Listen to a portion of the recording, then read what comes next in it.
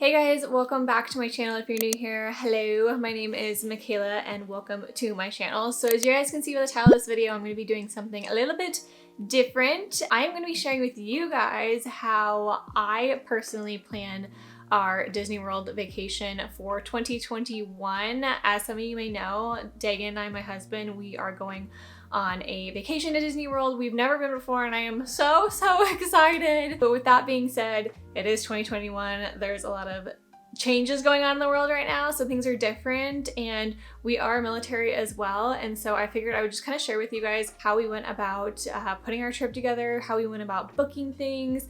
I know since we are military, we do things a little bit differently, and personally when I was trying to learn how to create my vacation and book things, there wasn't a lot of stuff out there on YouTube that kind of explained or shared how military families go about doing their Disney vacations. So I figured this would be nice if there's anyone else out there that's trying to figure out how to plan that and everything and they get military discounts. Hopefully this helps you guys. I also personally just love watching these types of videos.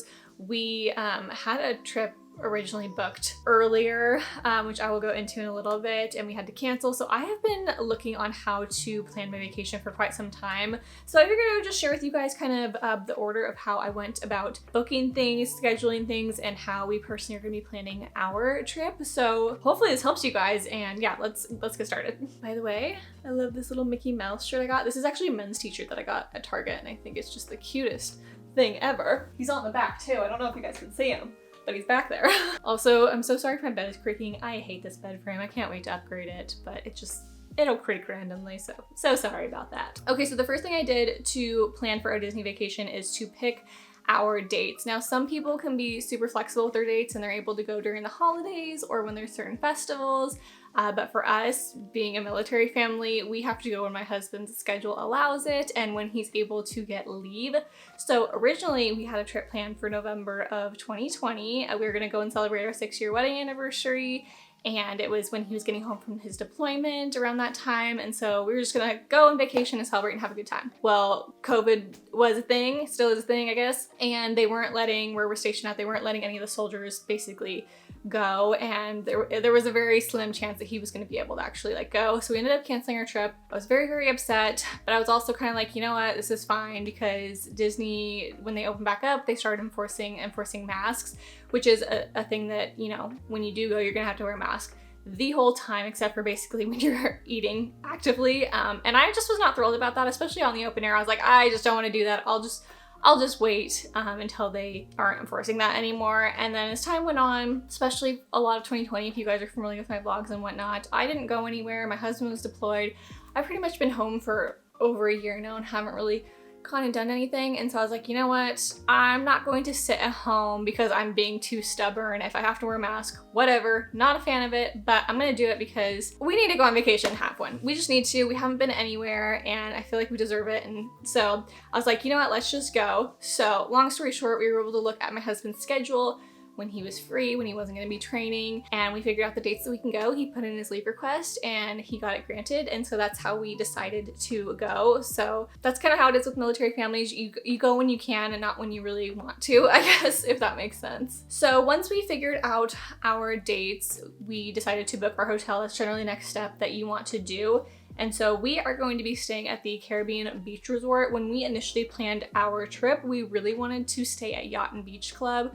Very nice, beautiful hotel. If you aren't familiar with how Disney sets up their hotel system, there's value, moderate, deluxe, and it basically is low end to high end. And obviously the value resorts are a lot more, they're cheaper, they're further away from the resorts, they don't have maybe as many amenities, but they are very affordable. Yacht and Beach Club was a deluxe resort, and we were like, let's just splurge, we're on our anniversary, and if you can afford it, I would definitely recommend those hotels because they are beautiful. They're walking distance to, I believe, Epcot and Hollywood Studios. So I'd recommend those if you can't afford it. We decided to go in the middle and go with Caribbean Beach Resort, which is a moderate hotel, and that is nearby Hollywood Studios and Epcot on the Skyliner, which is a new form of transportation for Disney. It's basically like a gondola system, so we basically can hop on those and go there, and then when we want to go to Magic Kingdom and Animal Kingdom, we can either take the buses or just drive our own car because we are planning on driving there. I don't want to deal with airplanes or anything like that. And we just bought a new SUV not too long ago, so we can break it in and do a road trip. So it's gonna be a good time. So once we booked our hotel, we looked for any deals or discounts, which is a big thing that you can do. So based on, for military at least, based on the type of hotel, which is value, moderate, or deluxe, you can get a certain percentage off, and obviously the more you spend at a higher end resort, the more you're gonna get off. So we initially, if you're not able to find a deal within Disney, you can definitely do that if you're a military. I'm not sure if it's retired. I know for sure it's active duty, though you definitely can. We actually ended up going with a discount through Disney because at the time that we were booking, I believe it was 35% off, which is about the same amount that you would get for a military discount. I think this one was a little bit more though. So we decided to go with that for a discounted room, and we ended up saving a lot of money. So definitely check around and see if there's any discounts going on, especially if you're flexible with your dates. Oftentimes they'll give you dates of when you can get discounted rooms, and a lot of people book during that time, and you can package tickets and whatnot. So we got a really good deal for our room, and I am very excited about that. From what I read, it is a larger hotel facility, but we're young, we can walk around. It's not a big deal for us, so I'm excited about that. Okay, so the third thing is once we got our hotel booked, we figured out the dates, we needed to get tickets. Now, this is specifically going to be for military. We get very, very affordable tickets, and what they do every year is drop, I believe it's called the Armed Forces Salute Ticket or the Military Salute Ticket that Disney puts out. This year it is a 4 or 5 day park hopper ticket, or park hopper plus, I believe. The plus is the water parks included. If you just get the park hopper, it's just the 4 parks that you're going to. So we just did the park hopper. We are doing the 5 day park hopper ticket instead of the 4 day, just because I felt like 4 days just wasn't quite enough. And that 5th day, if we wanted to just go to another park again, we were able to if we want. And we're also going to be doing at the end of our trip 1 day at Universal. So technically we're going to be doing 6 days at parks, which I'm very excited about. I'll speak on that a little bit at the end of this video too. So in order to get your tickets, this part was a little bit tricky. Usually you can go to your leisure travel sales, leisure ticket sales office, which is for Army, or the ITT, which is information tickets, travel tickets, or something like that for like Air Force or other branches in the military. We usually buy our tickets when we go places at our office, but unfortunately when I went to go buy our tickets, the lady was saying that they weren't selling tickets like at all in their office, like they weren't allowed to, which is really weird. I've never heard of that before. So my next option was to go to Shades of Green and buy my tickets through them, which if you guys aren't familiar with Shades of Green, it is an Armed Forces hotel on Disney property. It's not technically a Disney hotel, but it's on Disney property, and you can only stay there if you are military basically, and you can also get your tickets through them. So basically I had reached out to them, asked them for tickets, and they can activate them, mail them to you and whatnot. During like real time right now, Shades of Green is very, very backed up. Like I think they're still doing orders from February and trying to like fulfill them. So I would say that if you're in a hurry to get your tickets, don't get them through them because they're taking a very, very long time. My experience was I had emailed them because I had no idea like how I go about getting my tickets through them. I've never done it before. So I had emailed them, and immediately I got an automated response back that they said that they would respond to my email within 5 to 7 days. So they weren't even maybe gonna like help me get my tickets. They were just going to respond to my email within 5 to 7 days. So I ended up messaging a Facebook group, which is specifically for military families that are planning Disney trips. And I asked them, I was like, what do I do? I don't know what to do. And basically, long story short, if you're needing your tickets and Shade of Greens is taking too long, you can contact another office from another base or post. And if they have them in stock, because Disney gives these offices an allotted amount of tickets, I believe, every week, and if they run out, they have to wait till they get more sent to them. So if they have them in stock, you can actually purchase them and they will FedEx them to you, which is what I did. I ended up calling a Air Force base, and they were super helpful. I purchased my tickets, they sent them out. Next day, I got them in like, I want to say 2 to 3, maybe 4 days. It was super fast, and honestly, by the time I had received my tickets, Shades of Green had emailed me back. So it just depends on if you need your tickets now or later. Hey guys, so I just wanted to pop in here because I did forget to mention something in regards to the tickets. So if you are buying a military salute ticket or any type of ticket for Disney World at your LTS office or your ITT office, they will give you like a paper ticket. Like for instance, we got like a green exchange type of ticket, and you will have to take those either to, I believe it's like customer service at the front gate of one of the parks, or to the customer service desk. I believe it's in Disney Springs to get your tickets activated. So they do not come activated if you get it at any of the offices on post. But from what I've been told, if you purchase your tickets through Shades of Green, they will activate them for you before they send them to you, so you don't have to worry about that. So if you get your tickets on post or base somewhere and they give you like a little exchange ticket or a paper ticket of some kind, you will have to get that activated beforehand. And if you buy them through Shades of Green, you will not. We are planning on taking our tickets to Disney Springs on our arrival day because we're already gonna have dinner there, and we're gonna get them activated then, so that when we go into the parks the next day, we don't have to waste time getting them activated. We could just go through the gates and get our day started. So yeah. Now, I would say right now in this day and age with Disney World and everything and what they are enforcing, I would say get your tickets as soon as you can, because right now they are making you reserve days for what days that you want to go to a park. It's really important to be able to reserve those days if you can, because if the park is at capacity, you can't go there and you can't reserve your days. And I know right now during spring break, it is crazy. All the parks are sold out. So it was important for us to just get our tickets as soon as possible, even though we weren't going for a little bit of time. That way you can just reserve your days and you can guarantee that you are going to get into all the parks that you want on the days that you want. Because unfortunately, I've read a lot of stories of families who didn't realize they had to do it and they were going the following week and the parks are sold out and they don't know what they're gonna do. So make sure you get your tickets as soon as you can and reserve that. It's super easy. You just go on Disney. Once you plug in your ticket number, you can reserve the days, and it's really, really simple on the My Disney experience, I believe. So basically, to add on with like reserving your days, you basically want to kind of plan out your week and what days you want to go to what parks. And so we're gonna be doing 5 days at the parks, and so we're gonna be doing Monday through Friday. And so how we scheduled it is day 1, Monday, we are going to be doing Epcot, which I'm so excited for because there is going to be Flower and Garden Festival going on. So all the food booths are going to be out. We can eat and drink our hearts out, and it's going to be such a good time. And I'm so excited for like yummy food and drinks and just like have a good time.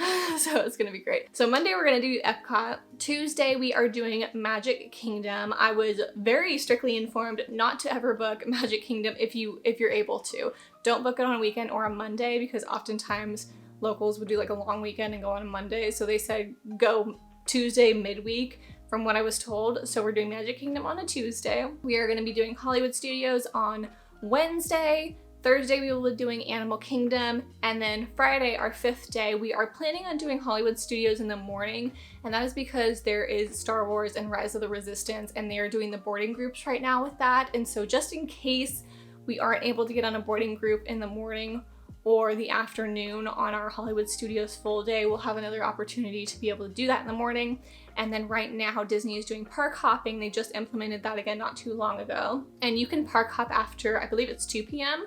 So in the morning we'll do Hollywood Studios, and then in the afternoon we will probably go back to Magic Kingdom, just because I feel like it's like a nice way to kind of finish your Disney trip, is to end it in Magic Kingdom, seeing the castle one last time, which will be really great. And that is how we are planning our 5 days for Disney. Okay, so the next thing that you want to do after you get your tickets set up is book your dining. So Disney usually does advanced dining reservations 180 days in advance, but due to COVID and everything and the limited capacity, they have moved it down to 60 days, which I don't mind doing. Beforehand, when you had to book your dining reservations, you would generally book them, and then based on how you got your dining reservations is how you would book your park days. Where it's kind of flopped now, where you want to reserve your days as soon as you can to make sure you have accessibility into the parks. And then at 60 days, you book your reservations for dining, which we have already done. I believe it's 6 a.m. Eastern Standard Time is when dining reservations open. And if you were staying on Disney property, once you hit that 60-day mark, your whole time that you're at Disney opens up. So you can book your whole week right then and there. Where if you're staying off property, I believe you have to get up every single morning to book your reservations. So that's another perk to staying on Disney property, is that you can book it right then and there. So I had to get up at 5 a.m. because I am Central time, and I was able to book my dining reservations, which I will share with you guys. So for Epcot, we didn't do any dining reservations because we are going to be there during Flower and Garden Festival, and we're just going to eat and drink at the food booths all day. So I really didn't feel the need to book any dining reservations because we're gonna be eating so much food throughout the day. I know a lot of people like to eat at Garden Grill for breakfast, which is in Epcot, which I heard has really, really good breakfast. So if you're a breakfast person, you might want to book a dining reservation there. But since we are gonna be there during a festival, it kind of seemed pointless to us to waste our time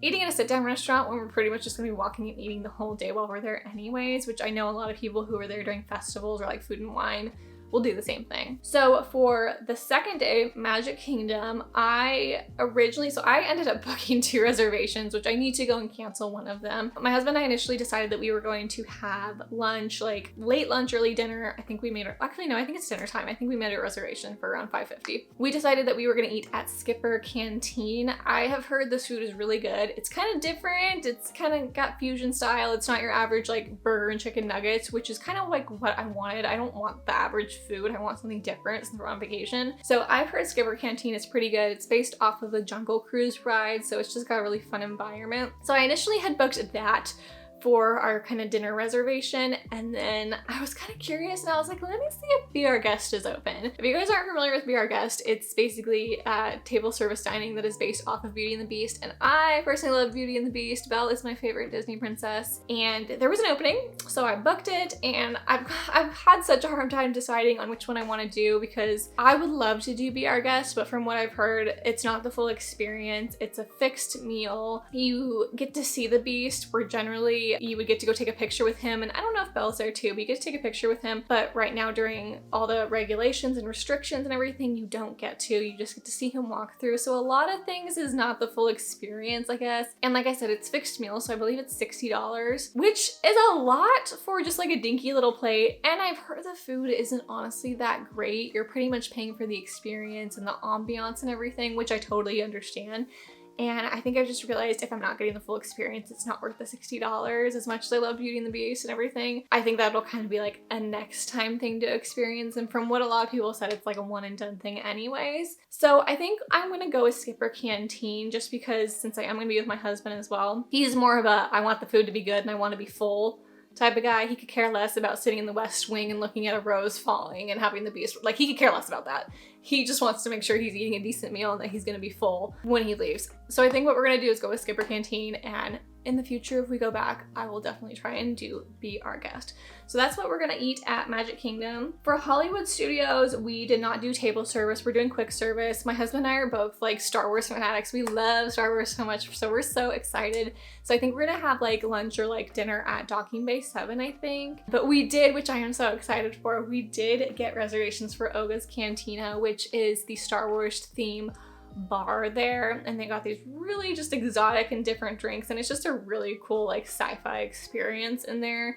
And those are probably the hardest reservations to get out of all of dining, is Oga's Cantina, because it is a very, very small space, and with social distancing and everything, they're not letting a whole lot of people in there right now. So we were able to get a dining reservation for that. I believe it was like, when is it?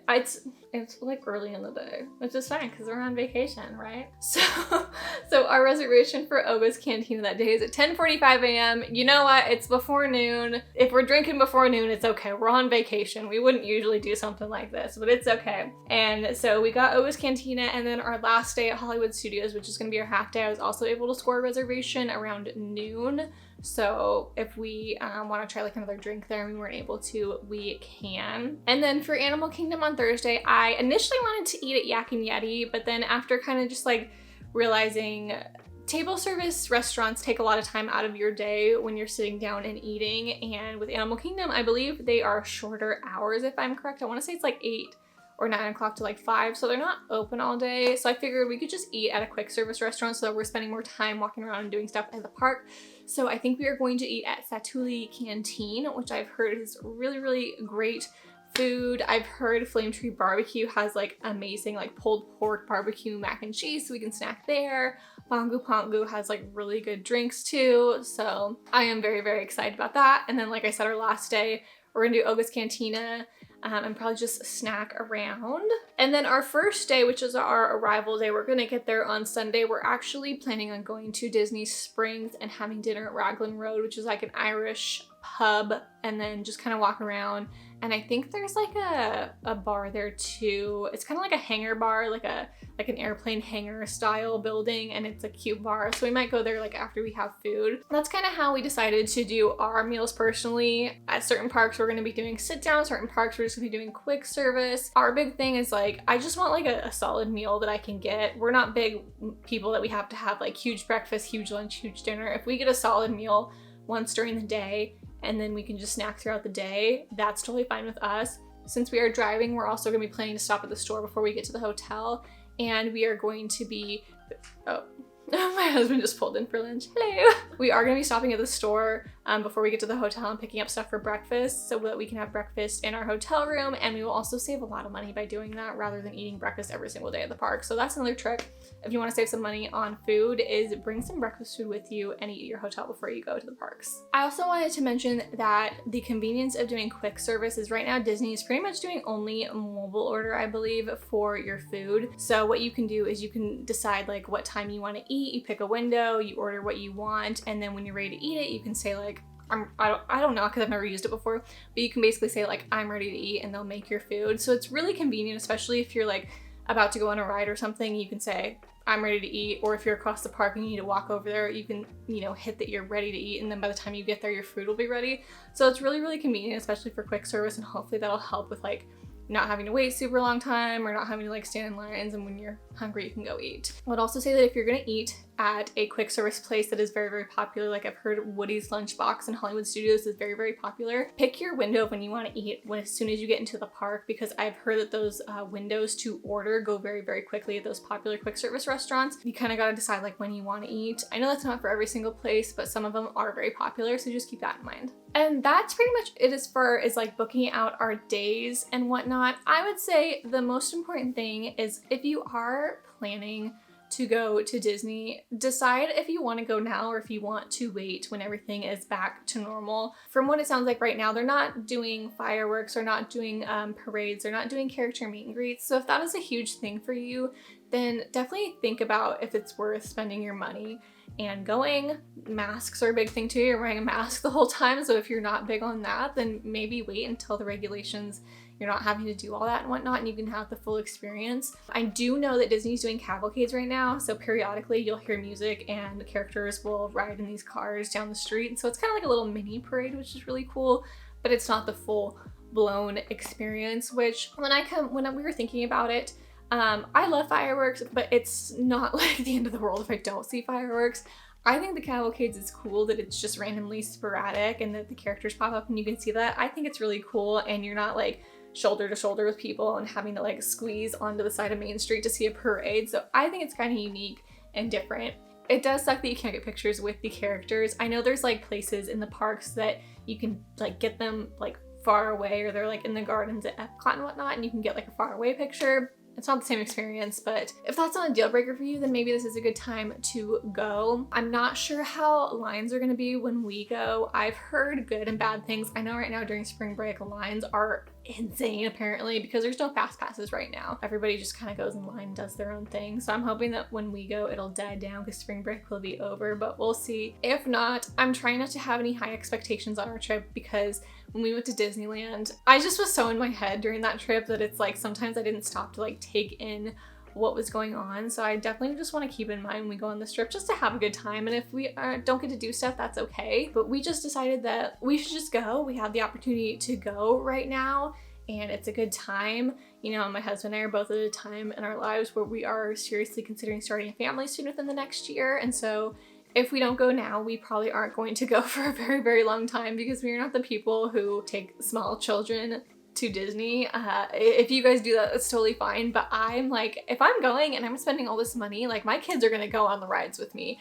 And I'm not gonna like skip rides because I have like small children, or have to go back to the rooms because they need to take a nap. Like, I paid for this. Like, I want to experience Disney. So we probably personally, once we have kids again, won't go until they're old enough to handle a full day there. Unless, being military, we get stationed near Disney World, or we get stationed in Florida where we can go on weekends. That's different. I'm talking about if this is like a once a year thing type of situation. If you do that, that's totally okay. If that's what your family likes to do, go for it. That's just personally my opinion. I think if we were to go again, we would wait until our kids are much older. So we just realized it's like we go now or we don't go for a long time. And we're like, you know what?